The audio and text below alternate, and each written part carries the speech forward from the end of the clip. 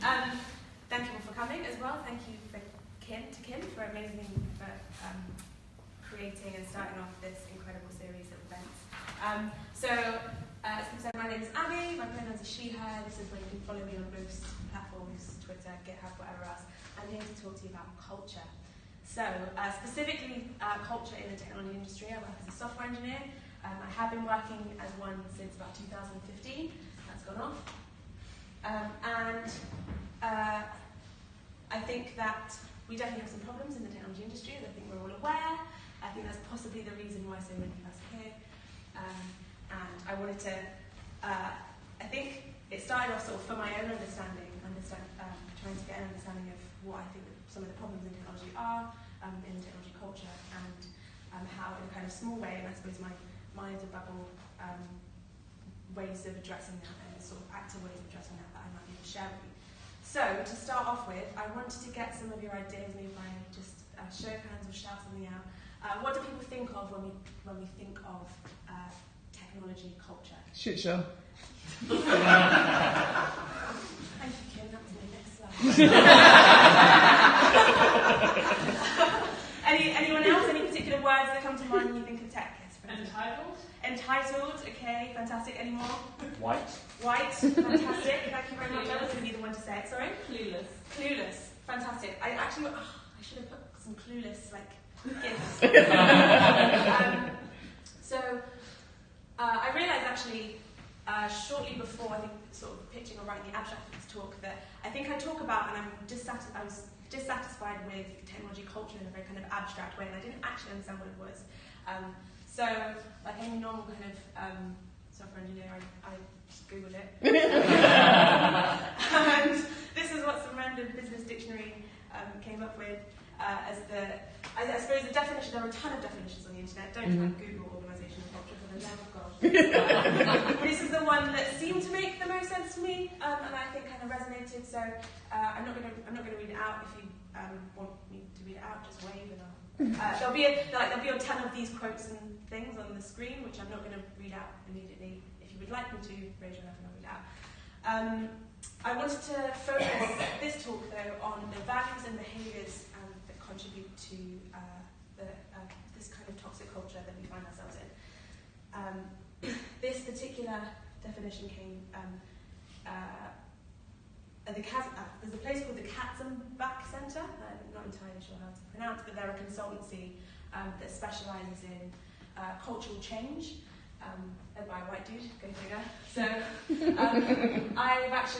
I've had a look through some of the kind of the breakdowns of cultural tech culture and cultural factors. We'll try and understand a little bit more about those. So the Katzenbach Centre breaks them down into three particular factors that contribute to the overall idea that we have culture, one of which is symbolic reminders, keystone behaviours, and mindsets. I'll break this down in a little bit more detail. So, disclaimer, as a software engineer, I acknowledge that I'm super privileged, and as software engineers, we are so spoiled. So when I talk about things like free food and beer and unlimited holiday and stuff, know that I know this is I know a lot of people don't have access to these things, and when I talk about them and when I bitch about them in the context of toxic tech culture, it's more the underlying thing and the underlying mindsets that they represent of, I suppose, privilege and prosperity and access to all of these things and what we do with the resources that we have. So, that said, the first aspect that the Katzenbach Centre talks about is symbolic reminders. So these are usually the things that you might see in job descriptions, described as perks or benefits. These are the very visible signs that you would sort of immediately see as you come into any conversation with a technology company. So these might be in our tech industry using perks like free beer on a Friday. Who actually likes beer? I mean, please give me some prosecco on a Friday. I mean, ideally on Monday afternoon. So this is frugal. Again, what is the deal with all this weird, kind of macho sports stuff? This is the free food, and I think I've seen a couple of examples of this in kind of weird tech cultures where they offer free food if you stay there past a certain time. So if you're working late, isn't it nice? You get a free Uber back, you get free food. How about you just have a bit bit of work-life balance. So these are the kind of, these are the very visible aspects of the culture that you might see when you immediately approach it. Things that might be a little bit more specific, I don't know how technical we're talking to, but things that I would notice in kind of a tech team are, or examples of things, is something called, it's called a build-breaking ceremony. How many of you are kind of familiar with that? So a couple of you. So a build-breaking ceremony is literally, maybe it's not called that specific thing, but I've written some software that breaks the build, or I've written some software that doesn't quite work and that breaks something, and everything's going horribly wrong. It's a stressful situation as it is. But I've noticed in quite a few of the companies that I've been a part of, there's a ceremony around this person broke the build, Jack broke the build, John broke the build, Greg broke. I've never broken the build. Can I just say? Or I have. No one's going to pick it up. So the reason I bring these up is because I want to go on to describe the next step, which is a kind of more kind of underlying, partly visible and partly invisible behaviours that these kind of symbolic reminders tend to have as a basis. So to kind of vaguely link them based on, again, my own experience so far, we see things that are like, oh yay, free beer, you can have it whenever you want, and oh, look at this wonderful free food, none of it's healthy. So these kind of perks often tend to, I was going to say they tend to lead to, but I think they're influenced by, and they influence some of these, what the fancy consultancy describes as keystone behaviours, which are things like, you get free food when you stay late in the office, therefore you're kind of encouraged to stay, or you're not incentivized to not stay late in the office. And the kind of free beer aspect and the alcohol-fueled socials can typically be quite non-inclusive of people who have somewhere else to be. Dependents to look after, things to do, places to go, other things to do with their time outside of work. Again, a lot of the perks I described in the previous slide kind of tend to indicate a work hard, play hard kind of culture. You'd be so surprised how many times I see this exact phrase in a job description for a software engineer. Mm-hmm. It's like, I just want to come here and work. I don't want to play at work. Just let me do my job and leave. I don't like any of you.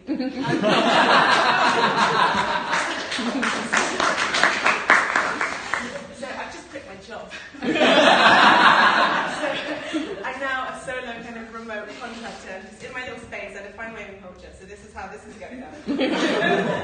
And the thing I linked in terms of breaking the build ceremony, again, might link to kind of partly visible, partly invisible kind of culture of individual responsibility, which isn't in itself a bad thing, but can, I suppose, lead to more negative kind of cultural implications in terms of not feeling confident enough to admit when you've done something wrong, if you don't understand something, and it kind of encourages a culture of putting up borders in terms of and not sharing information, not sharing when you're ignorant about something.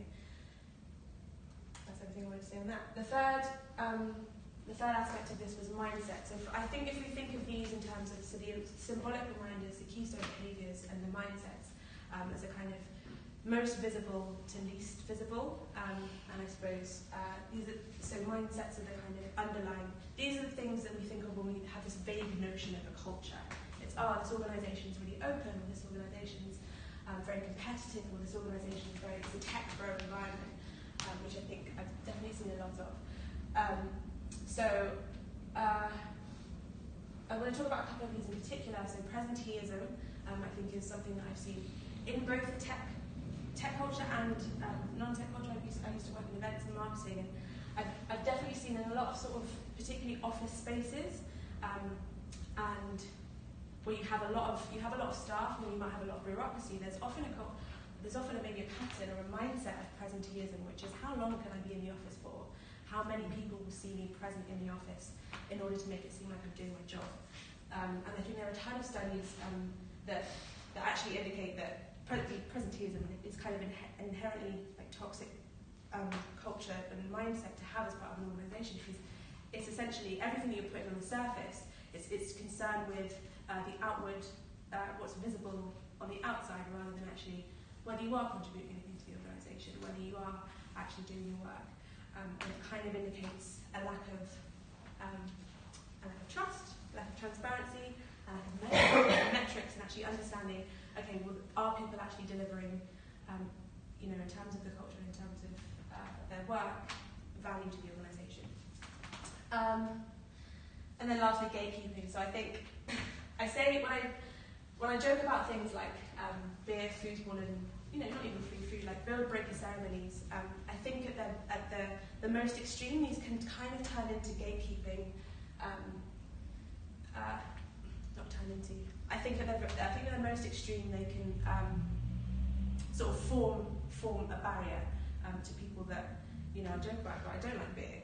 I don't really want to play foosball with you. I don't really want to go for drinks with you.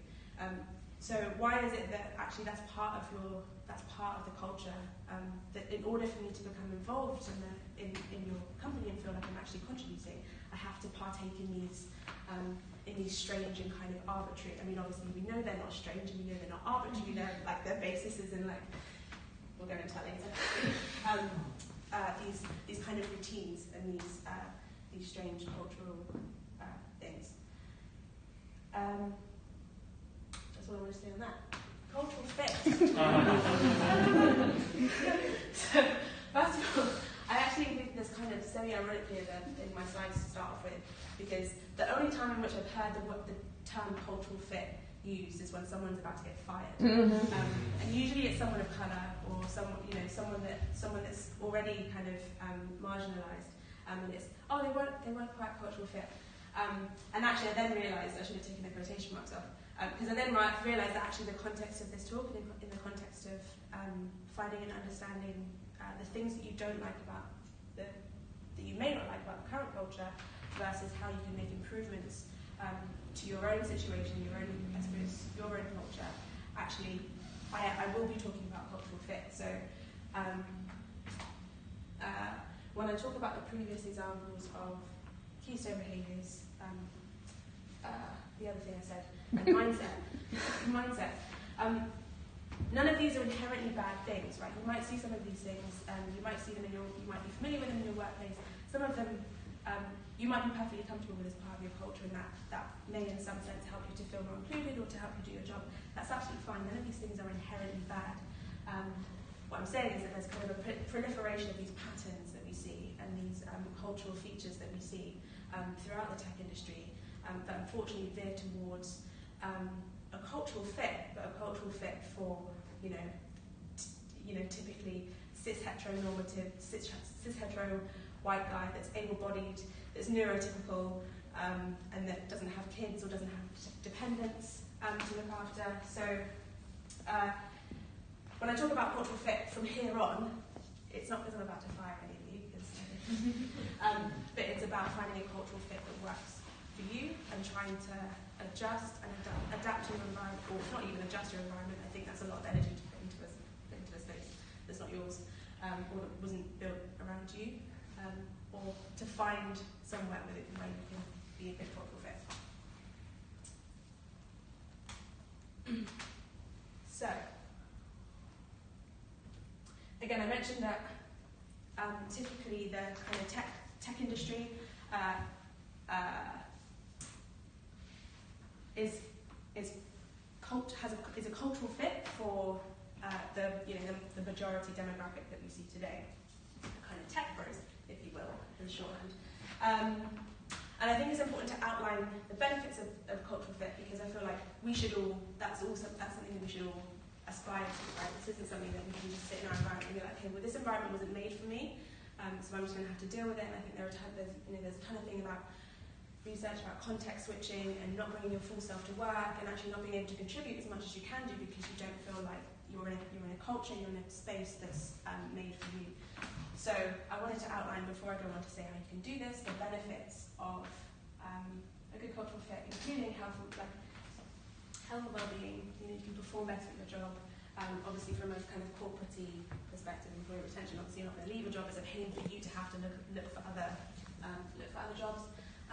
And it allows us to be more creative and more innovative in our own lives, outside of work, and within work as well. So obviously, I didn't want to be too negative, but obviously not being part of a culturally fitting environment has all of the kind of flip sides of this. overwork, I suppose, stress, depression and things like that, and it can kind of trigger a whole load of negative feelings when you're not in a space where you feel like you're supported and that you belong. The last thing I'll mention on this is of course important to the reason I list those three things out from that consultancy was that it's important to somehow, however you do it, it's important to articulate and measure and understand the culture of an organisation, but via whatever means you feel are appropriate in order to be able to decide which one you want to go with and which one's best for you. So I included this slide, which is a survey of I think 2,000 people in the US and these are specifically, I'm going to put these under the perks or the sort of the perks aspect of culture. These are the kinds of things that US employees would like to see from an organisation. Obviously, I'm going to have to be a bit unfair and cross off health insurance here, because at least for the time being, we have, for as long as we still have it, we have free or affordable, good quality healthcare. But what I kind of wanted to talk about was actually how a lot of these perks that people are looking for in the technology industry are some of the ones that kind of veer towards a more collaborative, a more kind of balance in terms of work-life balance, in terms of flexible hours. So you don't have to be in the office 9 to 5. You can go out. You don't have to be part of office socials. You can go out and look after people, whoever you need to look after, or just go out and enjoy your life. Work from home options, unlimited vacation, free fitness classes. One thing that I didn't mention, I think that I kind of partly made a joke about in terms of it's fine we're getting free food, we're getting free beer, but is beer and pizza really the kind of diet that we as people that need our brains need to use our brains on a daily basis want to be consuming? And so actually there's a ton of stuff here about how can we make positive changes to our culture such that we can improve our own physical and mental health and also our work-life balance. And it kind of seems to me that I'm not the only one that wants a good work-life balance, right? I want to be able to leave on time, or I want to be able to work flexible hours such that I can live my life outside of work, such that I can fulfill the other obligations I have outside of work. That's the kind of vision that I have, and apparently 2,000 US workers agree with me. Random is. So I mentioned before, I think I briefly mentioned maybe adjusting your environment to adapt to your fit, and I was going to talk a little bit about how we can do that, about how you can make cultural change. I actually decided to remove that bit last minute because A, it was way over time. B, I've never done it before and I have no idea what I'm talking about. And C, I think, like I said before, it's a lot of effort. If you're part of an environment that isn't well suited for you, I can't stand here and be like, well, you should change your environment. That's a lot of energy and that's a lot of effort on your side. And actually, that's your call to make that decision about whether or not you stay in that space and try to make change, or you find somewhere else that has maybe a better cultural fit. So I'm going to talk about the latter option because I have no idea about the former. So I'm going to break it down in the same way in terms of symbolic reminders. The other thing, and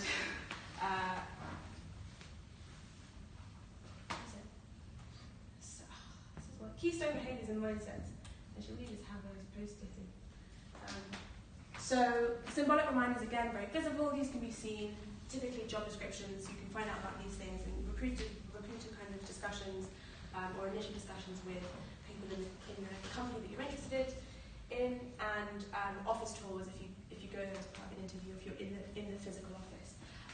Things that I can recommend that I've sort of done is to kind of get an indication of the overall culture in terms of symbolic reminders are job descriptions. I put a little link in there which screens job descriptions for specifically gender bias, but I suppose when you're reading job descriptions in general, whatever kind of intersection of identity you have, I suppose job descriptions are are a great place for to kind of understand these are the most visible parts of the job that you're likely to go to or the job that you're interested in. Even if it was written by some random HR person, that's kind of no excuse, and I feel like these things can still be, aspects of the culture can still be translated, regardless of whether they're written by someone on the tech team or by someone on the HR team. And I think unconscious bias can definitely come through in terms of the job description, so that's a great place to start. Find out about working practices and benefits from whoever you can talk to, speak to as many people in the organisation, in and outside of the organisation as possible, speak to people who've left. That's always a great source of gossip. But also, in particular, if they have sort of, I suppose, similar, if they're similar to you in any way, or if they have similar experiences to you, that's also a great place to start, is getting someone with maybe perhaps perspectives that are somewhat similar to yours, and looking for visible symbols at the end of this. Foosball tables are a red flag for me, for example. But it doesn't, like, these don't have to massively feed into your overall impression of the company. I'm just saying these are a good place to start because they're the most visible. So you can help understand the culture that way. Keystone behaviours, as I mentioned before, these are sometimes visible, sometimes invisible. So the only thing I can recommend is speaking to as many people as possible, both interview stage, in order to get what I could describe from people as descriptions of their habits. So you're talking about keystone behaviours as things that are partly visible and invisible. So I think they're more routine and habitual versions of the symbolic reminders. So these are things like, how are people promoted? How are people developed? How do you, what sort of inclusion and diversity things do you support outside of just trying to hire more black people? That one transgender Hispanic. How do you celebrate success? How do I'm not going to, but by asking questions like these, more so than the answers themselves, is the things that I look for are kind of what people don't say. So if we're talking about how do we develop and promote people, what I'm looking for there is I would love to see a specific career and kind of bonus points for like a mentorship scheme, like a solid and grounded career development plan for every single person at every single level. It's not just, you have bi-weekly catch-ups, one-to-ones. I need something that's actually going to be structured in such a way that, in my mind, can help reduce some of the biases that come through these one-to-one chats with your tech lead and things like that. How do we write tests and deliver quality code? What I'm not looking for is that kind of break the bill ceremony. I should have said earlier, but if anyone has any questions at any point through this, please shout, or if I'm using terms that people aren't familiar with, please raise your hand. And then lastly on mindset, again I mentioned that these are the kind of things that are much less visible but give maybe a better idea of the kind of groundings of culture and the things that are both influenced by and influence these kind of more habitual and visible things. So again, I think people reveal themselves by what they write and how they speak, and more importantly the things that they don't say. So what I'm looking for here is publicly available material or job descriptions or events that they've been involved in that are explicitly and emphatically, and as Sassel was saying earlier, intentionally inclusive of people that aren't like great, just make it really. But I need to see that in order to be able to get an understanding that actually that culture is going to be supportive of marginalised groups. These are the kinds of things that I might ask someone who's not in a HR position, but in the dev team, or again has just left. Because again, not exactly for the answer, not for the exact thing that they're proud of or the exact thing that they change, but the things that they don't say, the things that they maybe, that kind of side snarky comment about, how HR never promote people, or how people don't feel like they get listened to, or communication's a little bit bad. These are all kind of the things that I think are examples of, or votes against the fluffy company values that we often see on maybe their website or their HR page. So, I think that's where I removed the rest of my slides because I was talking too much.